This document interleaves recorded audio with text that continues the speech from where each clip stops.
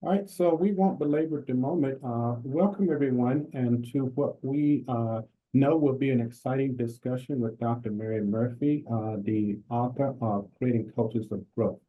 So the title of this session is Co-Creating Cultures of Growth to Support Equitable Student Success, and we are delighted that you joined this session today. So by way of background, I want to introduce Dr. Murphy. She is a professor of psychological and brain sciences at Indiana University. She is the founding director of the Summer Institute on Diversity at the Center for Advanced Study in Behavioral Sciences at Stanford University. She's also the co-founder of the Equity Accelerator, a research and consulting organization that works with schools and companies to create more equitable learning and working environments through social and behavioral science. Originally from San Antonio, Texas, she earned a BA from the University of Texas in Austin and her PhD in social psychology from Stanford in 2007, mentored by Paul Steer and Carol Dweck. She splits time between Bloomington, Indiana, and Palo Alto, California. So before Mary Murphy starts her presentation, let's give Mary a Zoom round of applause for joining us today and taking a break from her worldwide book tour. Without further ado, I introduce Dr. Mary Murphy. You can take it away. Thank you, Roderick. Thank you for that introduction, and thank you all for being here. I'm really excited to share this work with you. As Roderick said, we are going to have this workshop today. It's going to be a mixture of a talk, some sharing about the data that we have been collecting and understanding and learning from, and then also some activities that we'll do together and have a breakout session and some breakout groups, and then also come back and share with the larger group what we've been discussing. So I think we will figure out breakout groups when it comes to it. We might ask some questions about the size that you're with in the moment. In particular, Heidi, do you want to ask about the different groups? Sure, I'll just unmute really fast. Hi, folks, welcome back to this session. When we split off into breakout groups, we're assuming that some folks will be individual in front of their laptop, in which case we're just going to send you off into a breakout room. If you're joining us, though, already as part of a group, and we think the Ohio State University, for example, might be doing this, then just drop in the chat that you're already your own breakout room. And when we split off into breakout rooms, we'll just send you off in your own breakout room to talk with yourselves. Great. Thank you, Heidi. Thanks for that. All right, well, let's get started. I'm going to share here and we will get going. So the workshop today, as Roderick said, is called Co-Creating These Cultures of Growth to Support Equitable Student Success. And I also want to say, if you have any clarifying questions or others that you'd like to put in the chat, or even responses or thoughts, feel free to activate that chat and to be in conversation with each other. And we have folks here who will watch the chat because I won't probably be able to see it as presenting, but who will interrupt me to ask any clarifying questions that come through. So please feel free to do that. I'd like this to be interactive. So here's our agenda for today. We have about 75 minutes together, and we're going to work on what is mindset, getting all of us on the same page. I'm pretty sure most people here have heard of Carol Dweck's fixed and growth mindset, but we'll get on the same page about that and talk about the ways that that has actually been somewhat misunderstood and to clarify better ways of thinking about it. We'll talk about the situations that move us between our fixed and growth mindset, what I call these mindset triggers. And then we'll shift from thinking about personal mindset, our own personal mindset, and the mindset we see among our students, into thinking about how institutional and organizational mindsets shape people's experiences in the classroom and in college more generally. We'll talk about why institutional mindsets matter, and then we'll talk about how we create some of these growth mindset cultures in our own spaces that will support equitable student success. So let's get right to it. When we talk about mindsets, what we're talking about is this idea that Carol Dweck developed way back in the late 1970s. And since then, the work has really exploded, over 3,000 studies on this question of mindset. But when we're talking about mindset, we're talking usually about the fixed and the growth mindset. The growth mindset is simply this belief that intelligence, skills, abilities, these are things that can be grown and developed through hard work, effective strategies, seeking help from others when you need it. And this is often contrasted with the fixed mindset, which holds that intelligence, talent, ability is somewhat of a fixed trait, pretty much set in stone at birth. We might be able to get a little better here and there over time, but kind of the range in which we can expand is limited according to this fixed mindset idea. And so if you were to Google the fixed and growth mindset and look at Google images, you are going to see many images like this, usually two heads. And you can see the growth mindset in green and all the good things that research has shown is associated with it, like perseverance and challenge. When I fail, I learn. Tell me I try hard. That's what makes me feel good. If you succeed, I feel inspired. My effort and attitude seem to determine everything about my outcomes. Whereas in the right side here, the fixed mindset, usually in red or here in pink, all the bad things associated with the fixed mindset, like when I'm either good at it or I'm not. When I'm frustrated, I give up. Tell me I'm smart rather than I try hard. If you succeed, I feel threatened.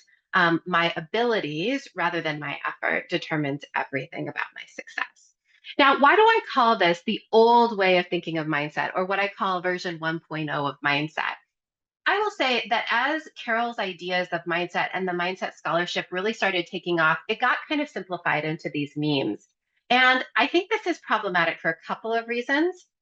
Number one, it locates mindset only in the head. And we're going to talk in a moment how mindset is maybe even more entirely shaped by the context and the culture surrounding us.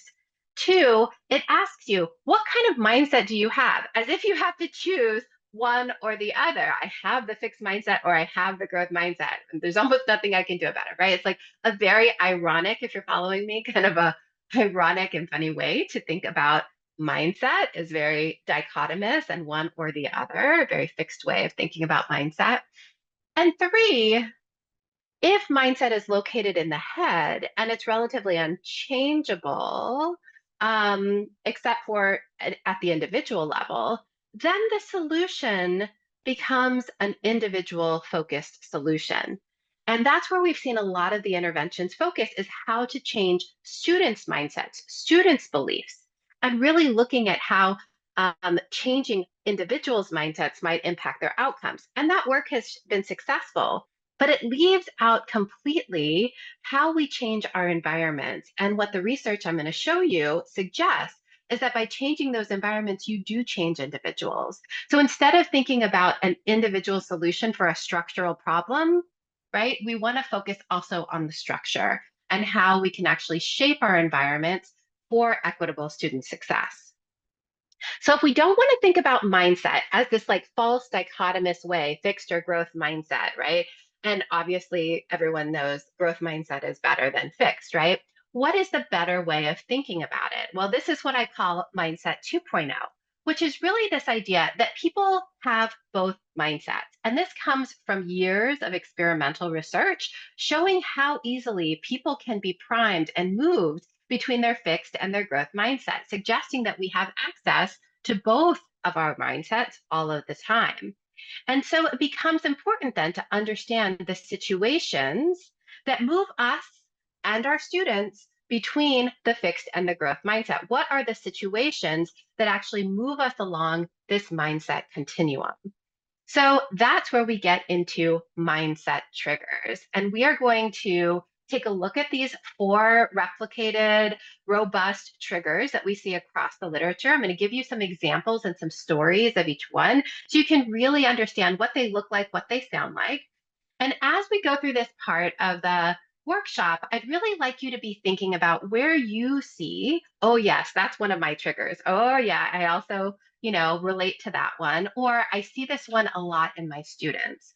So I want you to sort of be thinking through that lens because we're going to be sharing in the breakout groups which of these mindset triggers do you most relate to and which do you see most relevant to your students in your particular campuses and classrooms. So there's 4 mindset triggers. And again, this comes from almost like a meta-analysis of the mindset scholarship that shows these are the 4 situations that most often move people towards their fixed or their growth mindset. Evaluative situations, high effort situations, critical feedback, and the success of others. And as I said, I'm going to take each one in turn, and I'm going to show you some data, both quantitative and qualitative data, about what this looks like and sounds like. And then we'll get into breakout groups and discuss. So the first mindset trigger is evaluative situations. These are situations where we anticipate being evaluated by others. It might be for students a major project that they're going to have to present, or a major paper that they're going to write for a lot of part of their course grade in their classes.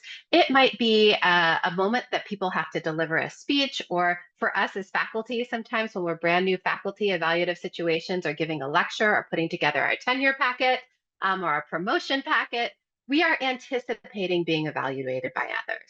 For some people, these evaluative situations are their fixed mindset trigger, where as they prepare and as they figure out what they're going to put in that paper, in that presentation, or in that dossier, all they want to put is information that's going to make them look the smartest possible, and looking at smart at all costs is the goal.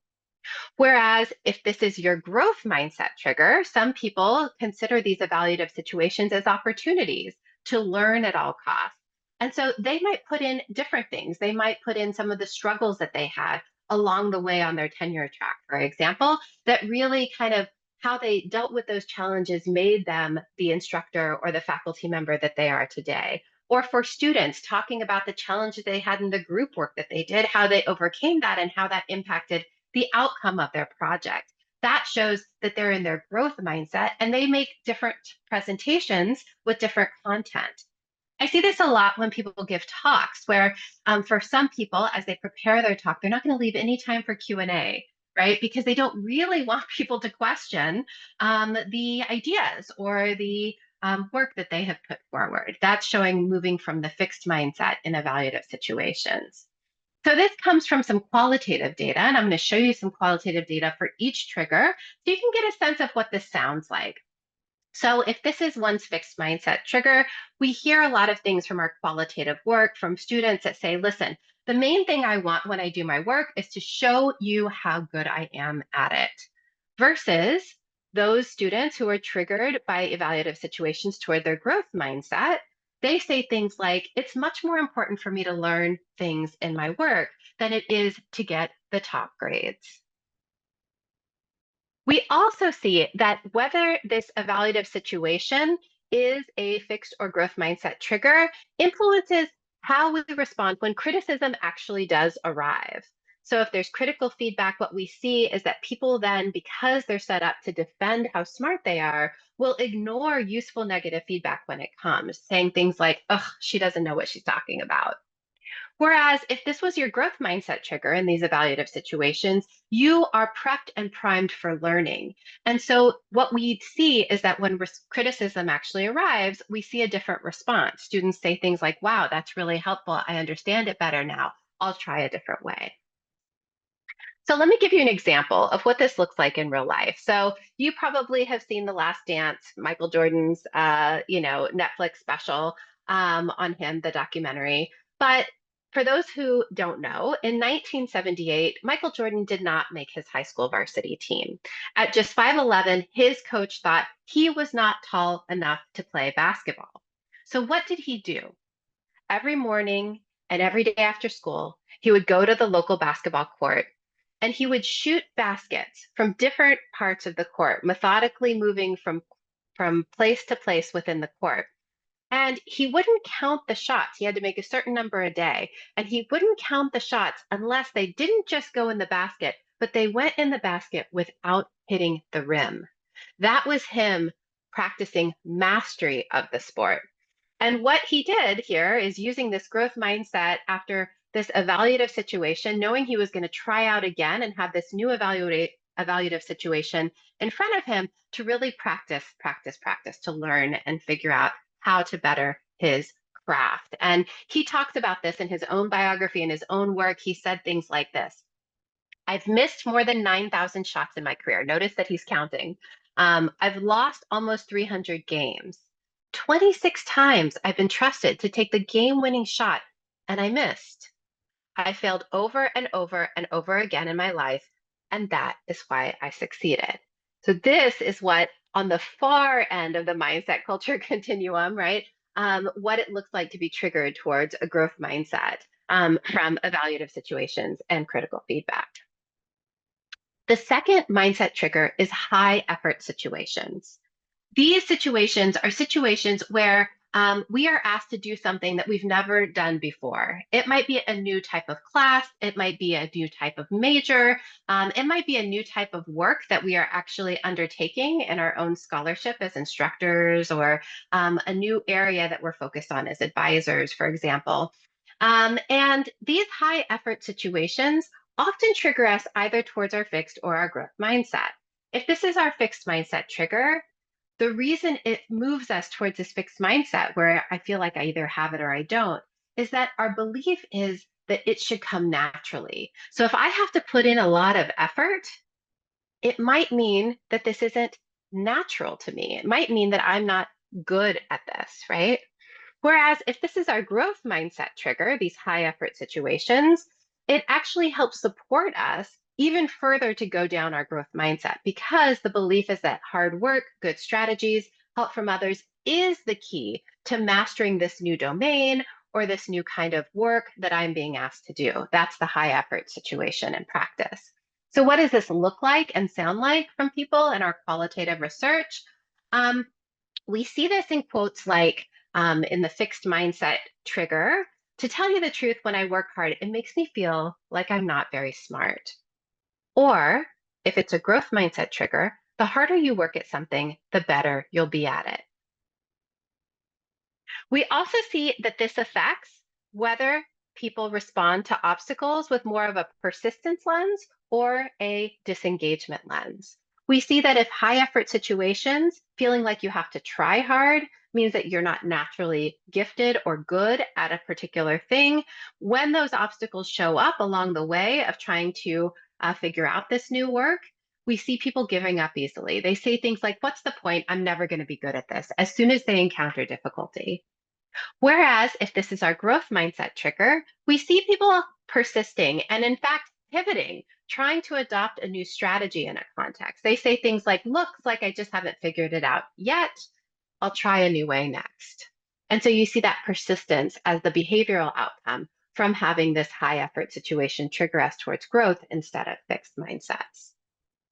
So the example I like to give here is Anders Ericsson. Many of you probably know this work. You might know it by the 10,000 hour work, which got popularized by Malcolm Gladwell in his book, The Tipping Point. Now, there's a lot of debate as to whether it actually takes 10,000 hours to really master an area or a domain. But nonetheless, what I find interesting about that research was that what Anders Ericsson did these lifetime longitudinal studies of people who ultimately became top in their field, whether they were artists, musicians, sports players, whether they were academics, wanted to see what was the quote unquote secret sauce that got them from where they were as children all the way up to where they were at the top of their game in anything in what they chose to do. And what he found that I thought was really interesting was that in these biographies, he would go and study people, that 9 times out of 10, the parents and the early educators and folks who kind of surrounded these individuals in their childhood could not distinguish or have predicted that these people would have become who they were. So really, from that study, which is one of the most definitive studies of longitudinal success over time at the highest levels, we do see that this kind of talent and ability is developed rather than sort of just gifted at the very beginning of people's lives. And so that becomes really important when we think about these high effort situations and how we actually think about effort to create and build success over time. The third mindset trigger is critical feedback. So now, instead of evaluative situations where we are anticipating being evaluated by others, now the critical feedback has come, right? And the response is not so great. So how does that actually shift us along this mindset continuum? Well, a lot of times it will shift us towards our fixed mindset, where that critical feedback will feel personal, where we think it's about me. And the consequence of that for our behavior is that we tend to then want to hide our mistakes and our deficiencies. After all, if you have it and you don't, or you don't, then making some mistakes or having some deficiency might suggest that we don't, quote unquote, have it, that intelligence, talent, or ability that's necessary for success in school, in our major, in our work. Sometimes, though, critical feedback can shift us towards our growth mindset. And it's all about the way the critical feedback is framed, again, how we create these situations. And so that critical feedback can shift people toward their growth mindset to help them see how they can actually learn and grow from that feedback.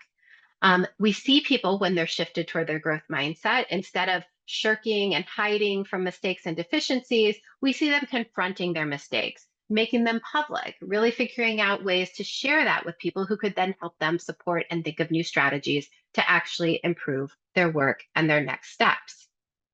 So what does this sound like? Well, we see that if this is our fixed mindset trigger, it sounds like people saying, listen, next time I only want to do the easy parts. The hard parts frustrate me, right?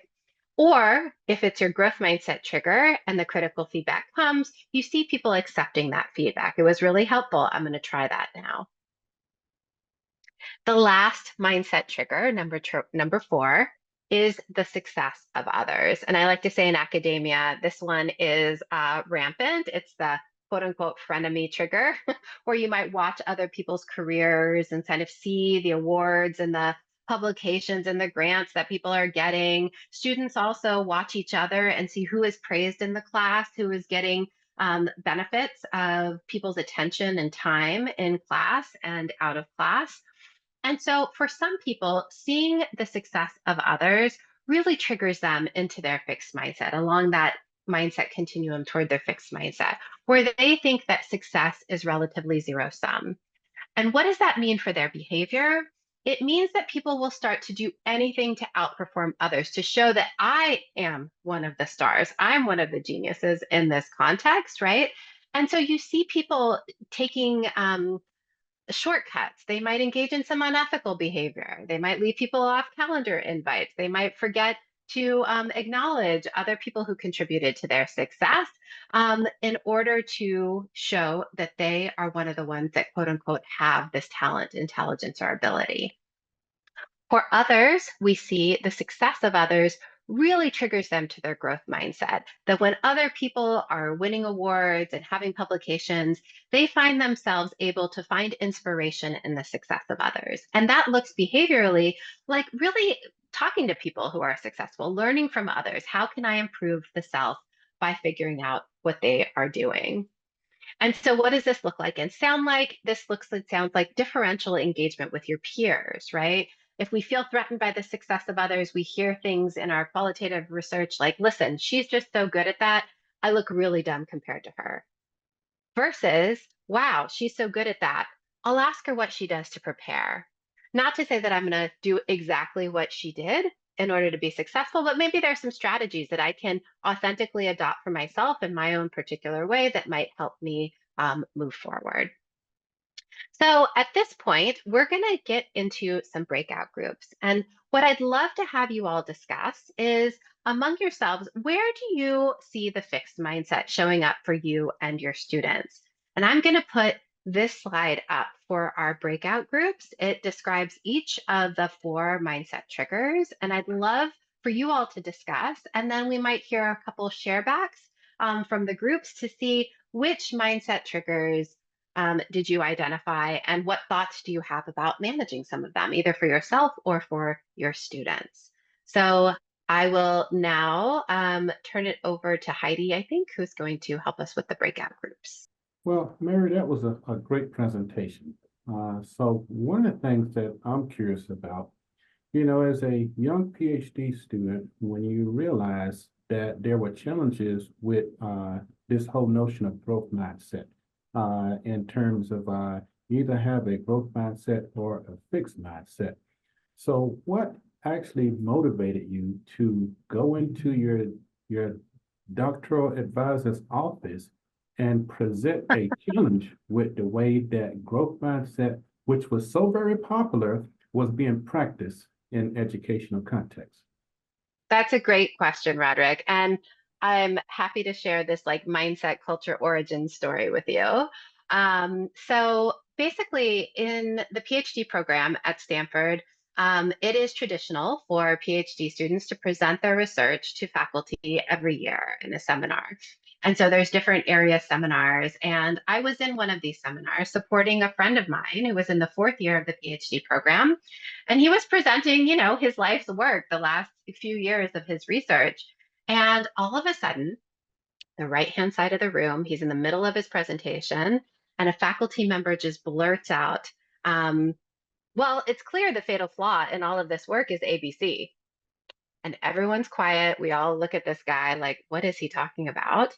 And then on the left-hand side, a different professor yells out, again, not raising his hand, says, um, no, it's not ABC. The problem with this work is really XYZ, right? And he like goes into it. And then they start fighting amongst each other, trying to take down this idea that the student, my friend, was presenting and who could take it down the quickest with the most devastating remark. And I saw what it was doing to my friend, right? He was kind of withdrawing. They were asking some questions. He wasn't really able to respond. He basically choked. But what stuck with me most about it was that what it did to him over time. Basically, he chose not to touch that work for months later because that experience in front of everyone with these eminent faculty members really was so painful.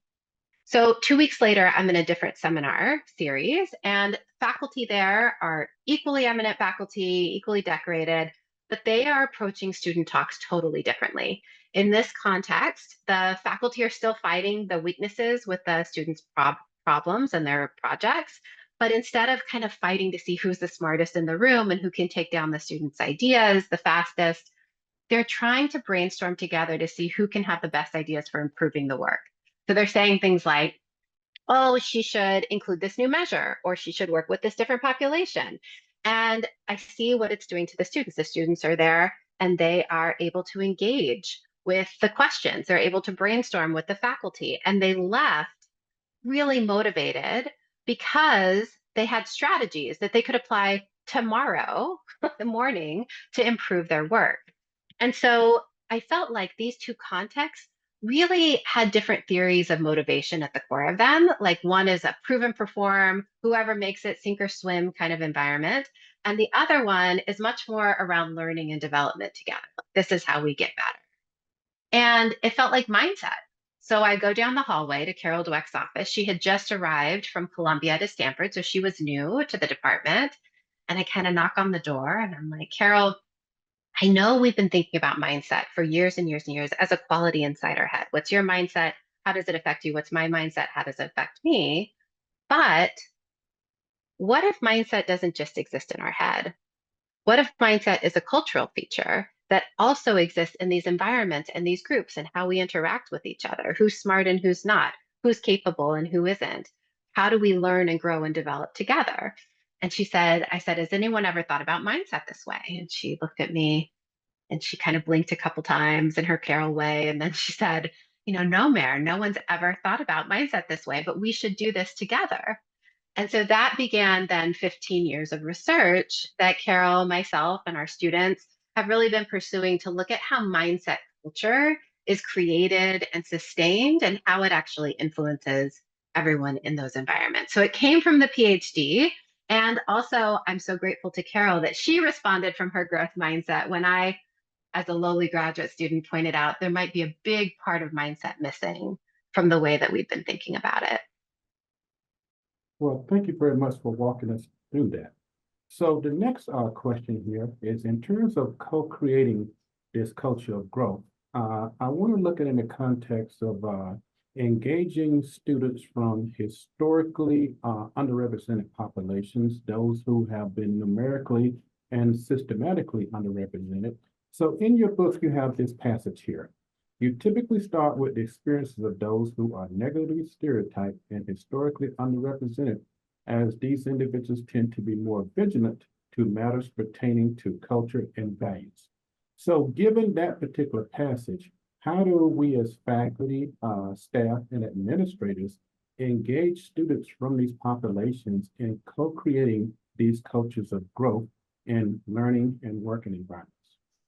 Yeah, it's such a great point. Roderick, you pointed out, I have never had anyone quote that part to me, but it is so right on that, um, when we think about what are the cues, and we're going to get into that in a little while in the workshop, what are the cues that are actually signaling whether we are in a stronger culture of growth or a stronger culture of genius? Who do we ask to say what the cues are? I don't know that we want to ask people in power because I don't think that people, what the research shows too, is that people in power, they have a view of the environment that doesn't always 100% align with the people who are impacted by those environments, people with less power in those contexts. And also, we know that, as you say, minoritized individuals or people who are underrepresented or have been historically isolated in these contexts, they are really paying attention to the cues. They have a reading of the environment to know how can I be successful? What's really valued? We might say this one thing, but we actually do this other. And so when you want to really look at what are the cues in the culture that are signaling whether we have more of a growth mindset or a fixed mindset for our students and for each other, I always start, as you said, with people from minoritized and underrepresented backgrounds because they're attending to the environment differently.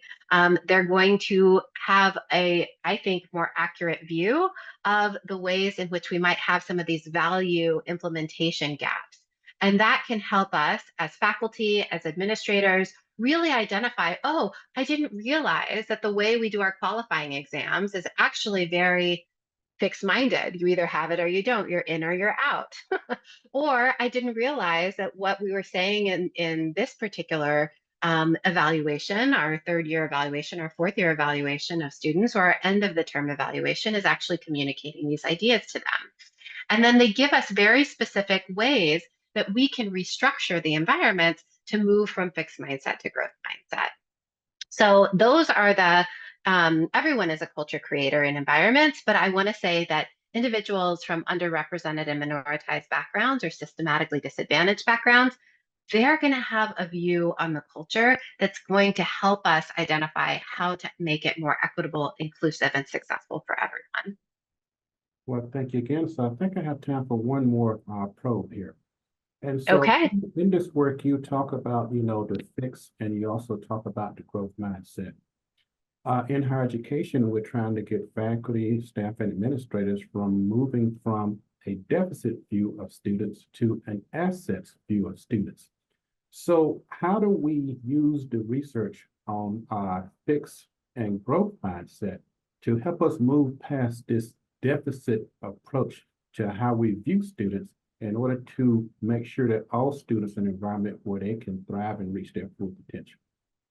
Yes, yes, this is a great question. So the fixed and growth mindset's really aligned with that deficit versus sort of a kind of strengths approach when it comes to students. So what we see, and I'm going to show some research when we come back from the breakout groups, that the fixed mindset, when applied to people and also to student groups, we tend to see that it results in stereotyping. These are the students that naturally are good at math. These are the students naturally good at leadership. These are the students naturally good at, name the domain or the major, right?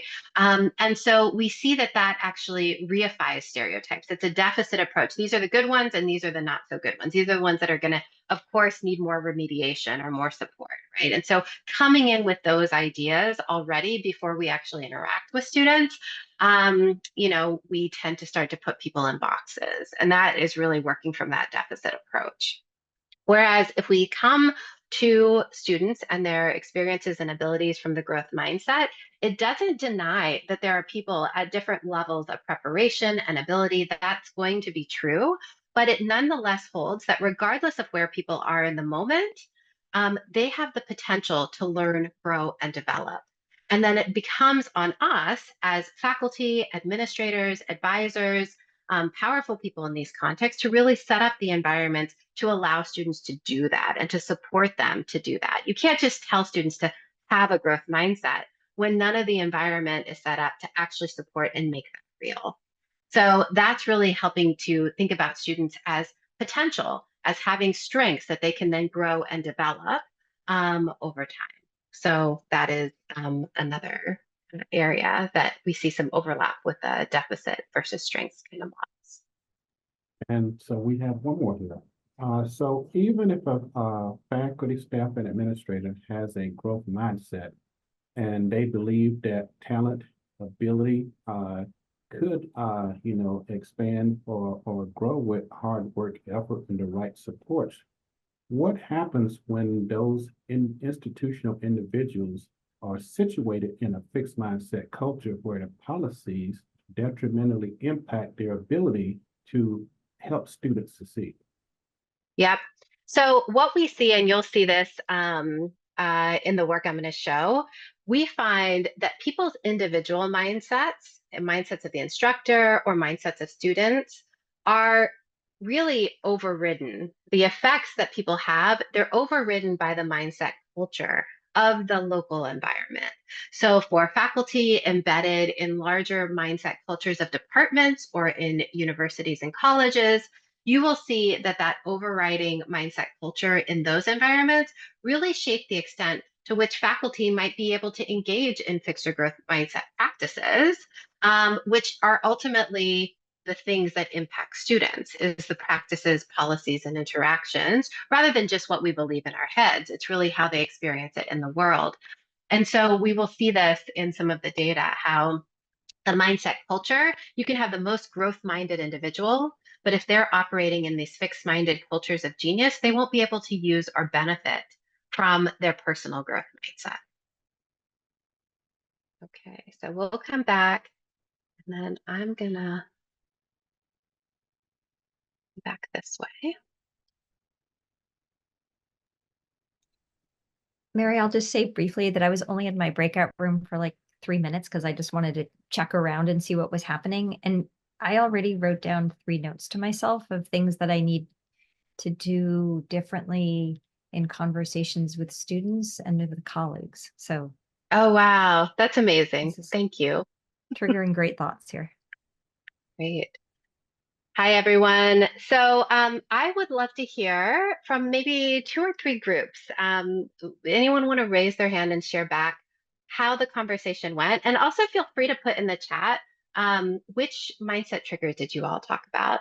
Oh my gosh, yes, fellow social psychologist Brooke Beck, thank you. I know you and your work. Thank you for being here. I was going to say, I know you and your work. So do you mind if I go first? I can speak on behalf of my group. Please, go I ahead. was voted, but good to see you, Mary. Really happy to have you here and learn from you. So we focused on the evaluative situations. You know, most of us in the group were at highly selective institutions. And so, you know, every student that's there was a valedictorian. And so everybody feels a lot of pressure to perform. So we talked about that one being sort of omnipresent in the culture. And then the other one that we talked about was the high effort situations. And here we got in kind of an interesting conversation about whether or not the behavior and motives that we were describing actually fit in growth or fixed, because we were sort of talking about, we do see hard work and all of that as something that, even though we're in this evaluative context that tends to go towards fixed, we do see the hard work being part of it. And that's kind of part of the identity, right? Is you're just rise and grind and everybody's working super hard. That's right. But so the question that came up for us is, but if the motive is not for the hard work is not learning, if the motive is getting the grade, if the motive is looking smart at all costs, is hard work really about growth, or is that more about fixed? And so that's such a good point. It's such a good point. And I write about this too. And some of the studies have shown that, you know, it can't just be about this kind of grinding kind of effort, right? Yeah, we know if you hit your head over and over against the wall in the same way, doing the same things, it's your head that's going to burst open, right? Not the wall that's going to, you know, be bent. And so, you know, a true growth mindset is much more attuned to what we call effective effort. It's this idea and tuning to whether or not the effort that I'm actually putting in is helping me move towards my goal of learning and development, right? And so paying attention to that and being able to understand, okay, I'm putting in this amount. Did it have the impact that I really wanted to have? If not, then I go back and I switch strategies, right? That actually perseverating on the same exact strategy is not a growth mindset, even though I'm quote unquote trying hard. And to your point, depending on what I'm trying for, that really matters too, as to whether I'm trying to show myself to be an effortless high performer or top of my class at always, or am I really trying to learn here, trying to figure out what I don't yet understand, and then figuring out new strategies to get there. So it really is more nuanced than just like working hard or not working hard, to your point. I think you're exactly right. Thank you. That's great. Thanks, Mary. Anyone else want to share? Hey, Renee, I see you dropped something in the chat from Morehouse. Are you in a place to unmute?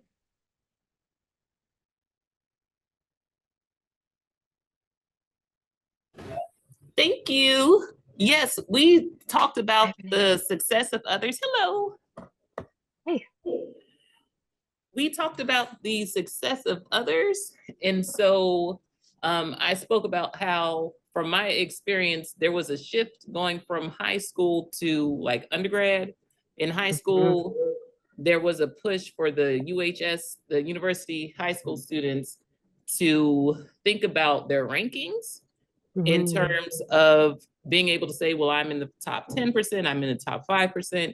But then That's right. it got to undergraduate school is not about what everybody else is doing, it's what are you doing in order to prepare yourself for the next level. However, it still showed up in terms of when teachers would place scores like on tests on the board, and people would want to know, well, who got the 100%, who got the 99? It's like, it doesn't matter. What did you So they're still in that thinking about stacked ranking, right? And thinking about that. This is such a good point that so many of the practices in education really set us up. They're practices and policies that really set us up to have a fixed mindset around some of these particular situations, like the success of others. And then hard to navigate students away from that mindset about comparison and where I sit relative to other people. This is one of those practices, stacked ranking. We still see it sometimes where we curve courses or we're forced to curve grades in some particular classes. And then it really sets students against each other. And instead of collaborating and sharing their best ideas or being willing to work in study groups, they see other people as their competition. Right, exactly. And you see this in pre-med courses and others where, they really care about where they are because they know that it'll be reported elsewhere for their future steps. And so I think these are practices that we have to be aware about as instructors, that students are coming from these policies and practices and they're going to have these mindset triggers as a result, and then to figure out what we are doing to actually sustain or to challenge those when we come into college and how to support students through that. But I think this is such a good insight that this comes from, Thank these you. situations. And it really does matter for many because, if you're in the top 10%, at some states, you're automatically admitted into certain colleges, right? It has real consequences for people. So it makes sense that they're attuned to that particular success of others and thinking about it as a zero-sum game. But trying to make that shift to be able to see the success of others and figure out what people are doing and being able to be inspired and learn strategies from others. You don't want students to miss out on that opportunity. Thank you. Thank you. Well, I'm going to go ahead and continue because I know we want to have time for a Q&A with Roderick at the end of the presentation, but I want to share with you all more data on this, and then we'll come back to more questions and answers. If there's people who want to share additional things, we'll have some time at the end to do that. So let me jump back in. Okay. So here's where we've been and where we're going. We've been to what mindset is, talking about the mindset triggers, and now we're going to move into why I believe and what are some of the studies that I've seen that actually show me that focusing at the individual level, at just students' mindsets, or even just our own personal mindsets might not be enough. So if this doesn't tell you my thoughts on this, this slide does, right? Individual mindset is not enough. How do we know that? Well, let me give you an example from a major study that I collaborated on with and was led by David Yeager. Carol participated in this, many other scholars. But basically, in this particular study, we created a mindset program, an individual level mindset program, where we distilled the message of the fixed and growth mindset, help people understand how the growth mindset works and how to actually move towards your growth mindset more of the time. We distilled the message into this program. We sent it over the internet to over 12,000 high school freshman students in a nationally representative sample. So this is gold standard. It's a randomized control trial and experiment. There was a control condition, and then there was this mindset program we created. And we hope to impact students' grades. And then also what we wanted to see was engaged kind of motivated behavior. So we wanted to see whether students would actually engage in taking some of the more difficult courses in their high school curriculum, which tended to be some of these more advanced STEM courses. So we wanted to look at their STEM course taking over time. And what did we find? Well, the growth mindset intervention delivered online directly to students did have an overall positive impact on these two pre-registered outcomes. One is that it improved their GPA at the end of the term.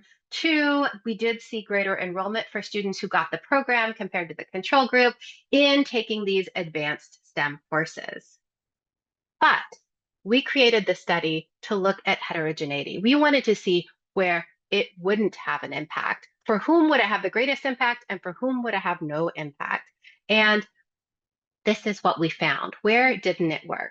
Number one, teachers. So when students were in classrooms where their teacher had more of a fixed mindset or engaged in more of these fixed mindset practices, the direct to student intervention had zero, literal zero impact. In fact, little trending towards negative, though that wasn't statistically significant. It only had a positive impact, this direct to student message, when the teacher had a growth mindset and engaged in growth minded practices. Then we saw a really nice bump and effect for the direct to student intervention.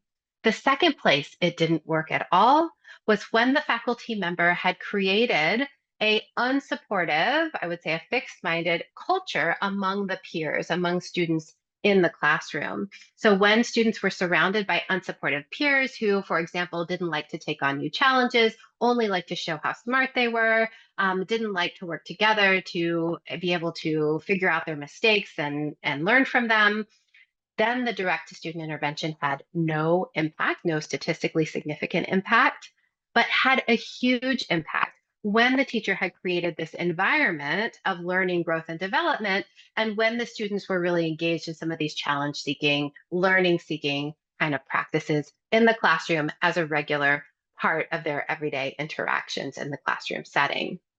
So that takes me to the last part of this talk, which is really from the individual. It's not just enough. Roderick and I were talking about this when you all were in your breakout groups.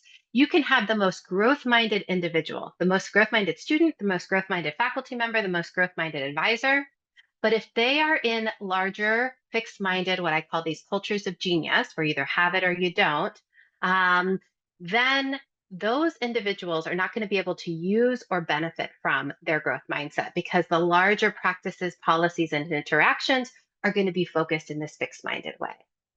So that takes us to this idea of mindset culture. What I mean by that is the beliefs of powerful people in a setting like us, teachers, faculty members, professors, advisors, administrators. What do we believe and what are our policies and practices around talent and ability?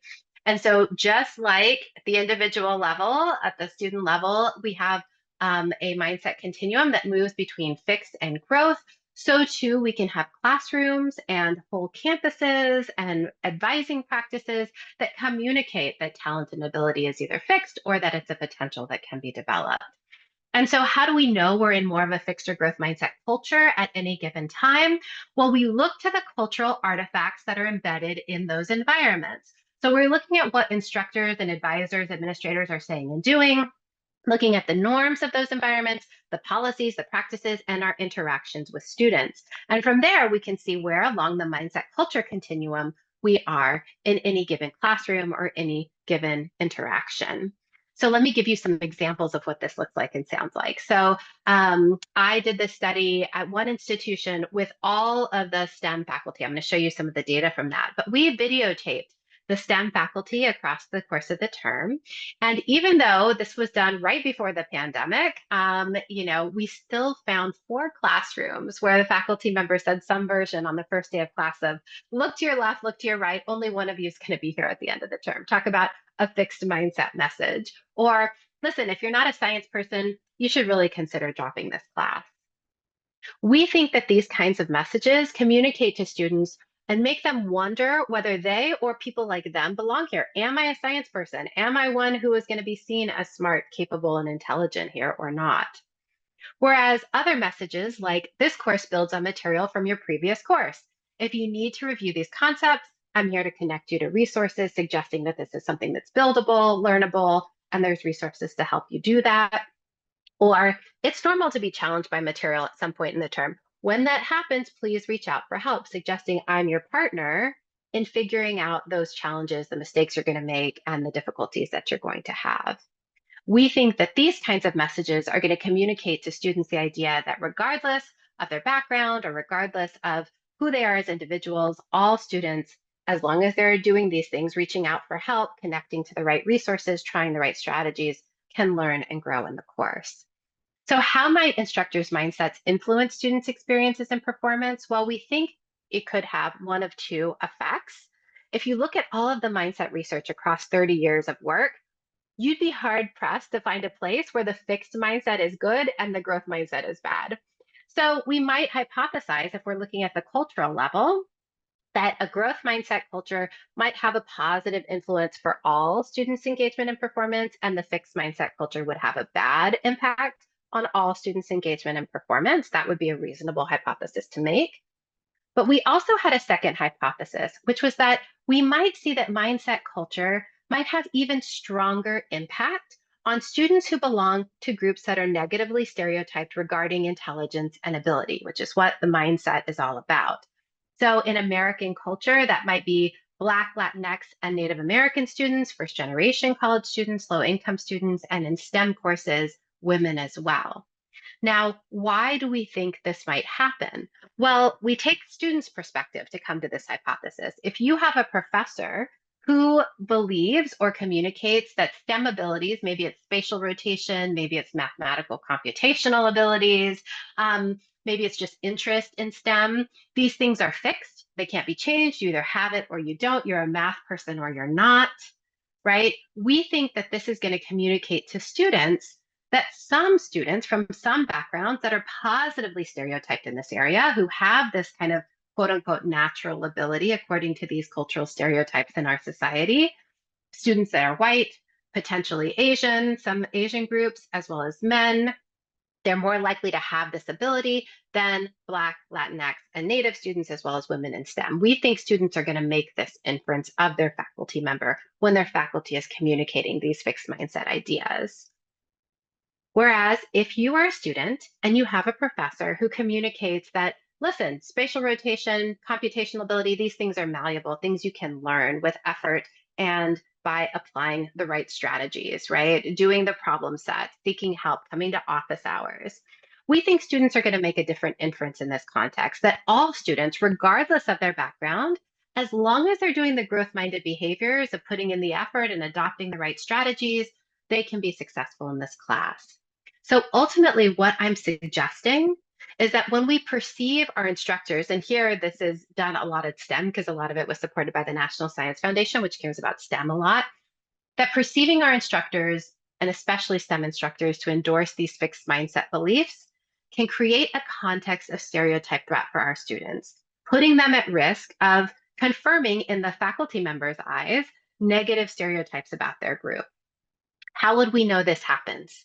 Well, we would expect to see the same kind of effects as we see in the stereotype threat literature, such that underrepresented racial and ethnic minority students would underperform in these classrooms but way more so in the context of fixed faculty mindsets and practices, and much less so in the context of growth mindset practices and beliefs on the part of the faculty member.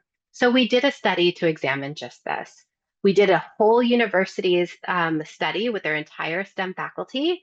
Faculty self-reported their mindset, beliefs, and practices, and then longitudinally we collected data across 7 semesters.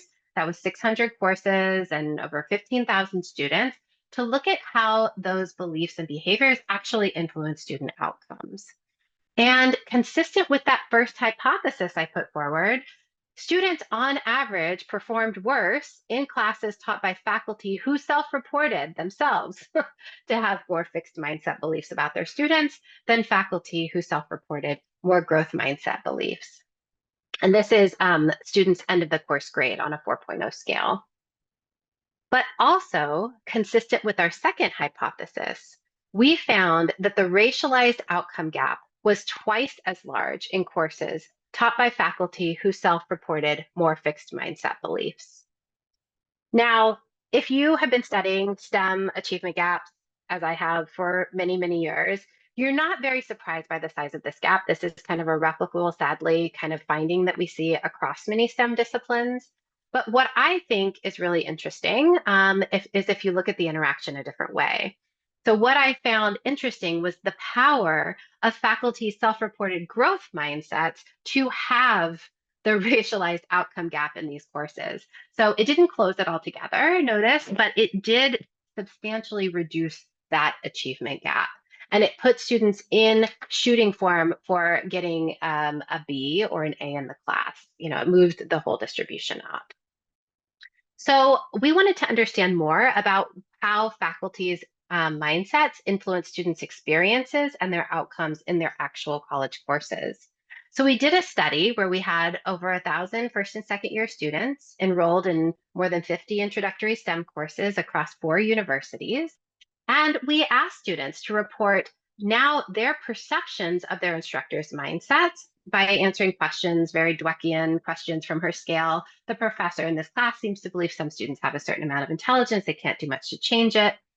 And then we measured students' experiences over time in those classes. And ultimately what we found was that perceiving your STEM professor as a student, perceiving your STEM professor to endorse more fixed-minded beliefs led to greater psychological vulnerability, including lower feelings of belonging, more evaluative concerns, feeling like an imposter, more negative affect. And that psychology is important because it influenced downstream engagement, including attendance and dropout intentions. It impacted interest, not just in that professor's particular class, but also in their discipline more broadly. So if it was a Bio 101 class, I'm less interested in biology, and I'm less likely to take courses in biology or that have anything to do with biology going forward. So it impacts course taking pathways. And then replicating the previous study, we found that it also influenced end of the term course performance. So these learning environments that really create this growth mindset has really important consequences for students' outcomes, not being worried about being a stereotype, performing better, feeling supported, and we have other data on trust, for example. So let me tell you quickly what is one thing that we have seen be successful about what instructors and institutions can do. And for the sake of time, I'm going to move pretty quickly so we can get to some questions before 11:30. Or actually 2:30 where you all are. So this is the Student Experience Project. And here we took this theory of change, which I've been talking about all of today, that when we create these growth mindset cultures, we're going to have positive impacts on students' experiences with learning, their sense of belonging, their motivation, their engagement, their sense of having lower stereotype threat in class. And that's going to impact students' performance and retention in college. So what we did in this project, we created a measure that we use in this experience sampling way that takes from different parts of student experience that is known to drive more equitable outcomes in higher education. We created this measure called the Student Experience Index. And then we surveyed students across the term as to their experiences. We gave those reports of students' experiences, I'm going to show you what they look like in a moment, to faculty in their classroom. Faculty then could see if they had gaps, either racial gaps, gender gaps, class-based gaps, on students' experiences. And when they found them, they went to our practice library to figure out how to engage in practices right now for this part of the term that actually could help them communicate more of a growth mindset and growth mindset culture to students in their classroom. And then faculty were able to track improvement. Did that practice actually narrow some of those gaps or increase students' positive experiences in the moment? And would that have an impact on their downstream end of the course performance?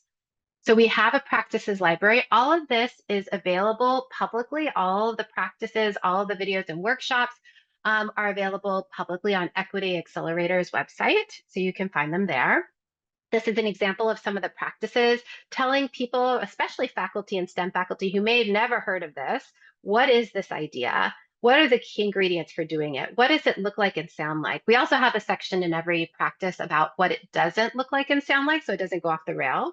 And then we also have a checklist so that people can see if the practice that they're trying to do for the next class actually has some high fidelity with the research base. Faculty got reports as to how students were experiencing the classroom. So you could see you had a class-based gap here where those with high financial stress are perceiving less of a growth mindset culture than those with low financial stress, for example, or men perceiving it as more of a growth mindset culture than women are. And then over time, as you engage in the practices, you can see how students are actually improving in their experiences of the culture. We had about 300 faculty and about 10,000 students per term, so about 30,000 students in this project. And ultimately, what we found was that every college's team was able to significantly grow student experience, especially along the dimensions of belonging in class and identity safety. Many instructors did this really well, moving students' outcomes by over more than 20 percentage points. And we took those from a statistical perspective, positive deviant instructors. We learned what they were doing in these practices, and then we incorporated them into the practices, revising the practices so that those best implementations could be spread. And then finally, we have seen our campuses really applying this idea of student experience and mindset culture to many other parts of campus, like early alerts, academic probation messaging, and the design of our spaces. So here's the quantitative work on this. We increased students' experience across time as faculty were engaged in these practices. And then at the end of the term, this is the probability of getting an A or B in the class. As students' experiences in class increased as faculty were engaged in these practices, their likelihood of getting an A or B in the class significantly increased. Their likelihood of getting a D, F, or withdrawing from these STEM courses significantly decreased as their experiences were increasing, as faculty were engaged with these practices.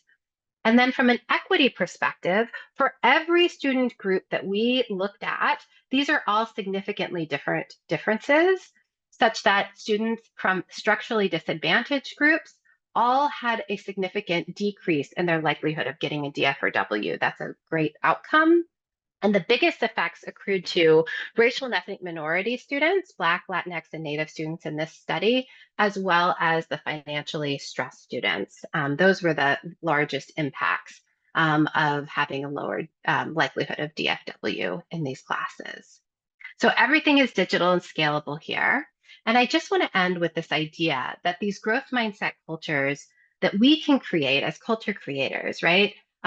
Really signal that intelligence and ability can be developed and expanded. And that when we do this, we increase students' motivation and engagement, we reduce their psychological vulnerability in class, we increase their sense of belonging and their performance, and we create more equitable learning environments where all students can thrive. But we need community, I think, to do this. And if you're interested in getting involved or supporting or being part of any of our studies going forward, you can go to accelerateequity.org or equityaccelerator.org, and you can sign up to be part of things. We're always applying for grants and looking for schools and faculty to work with. So I want to thank you for today, and I want to stop here, and we will have a little conversation with Frederick. Thank you all. Well, thank you very much, Mary, on behalf of everyone who's participated in the Opportunity Institute for a wonderful workshop. And so I do have two quick questions for you, and I hope we have time to delve into those. So this is an Opportunity Institute, which signals that we identify problems, but we also identify solutions. So you talked a lot about the challenges with faculty who have a fixed mindset and the negative impacts on student motivation, learning, and retention. Now, I know you're working, to develop some AI-powered tools to help faculty create a growth mindset culture in their classroom. So could you just tell us a little bit about this tool and how it works? Yeah, so this is something we're still developing. We basically now have collected data across campuses and classrooms, college classrooms, to see, what are the things that faculty say and do in interaction and in their everyday teaching practices that actually are communicating to students more of this fixed or growth mindset idea and then having these downstream impacts. And so what we were able to do then is to we're working with Microsoft and we're working with a couple of other organizations to create an algorithm that would allow us to give feedback to faculty members, kind of in the moment feedback. When they are, for example, writing to students in their learning management system, and they're about to write a message that communicates more of a fixed mindset than a growth mindset. Right now, there are tools that if you use Office products, Microsoft Office products, it'll tell you if your tone is off, right? I call it the anti-asshole algorithm. It'll tell you if your tone is off and how to better or more nicely say something. What if instead we created these tools that could help individuals not just be nicer, but actually help support this growth mindset culture and this signaling that I believe in people's ability, their intelligence, their capabilities to do better, to improve. And so that's the kind of tool that we are creating to help teachers and instructors and advisors in doing their own work and communicating with the students. So the next question I have to ask is, we know that the syllabus is the primary document or the artifact that faculty share with students. So what do you have in your arsenal right now to help faculty create more equity-minded syllabi that signal growth, equity, care, and belonging? Yes. So, Roderick, you are teeing me up perfectly.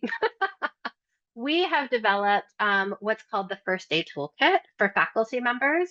And we have seen faculty do this individually. We've seen faculty do it in groups. And this includes a syllabus revision module that actually allows you to look at your syllabus through the lens of inclusive growth-minded culture, and then putting into practice some of the different policies or language.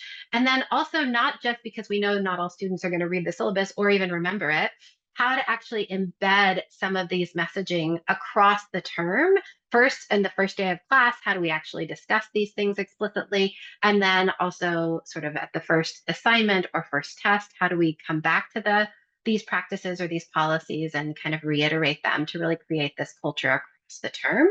So the First Day Toolkit has the syllabus revision module in it. It's been accessed by over 10,000 faculty members across the country so far, and we are collecting data to see how it's actually impacting faculty and their students.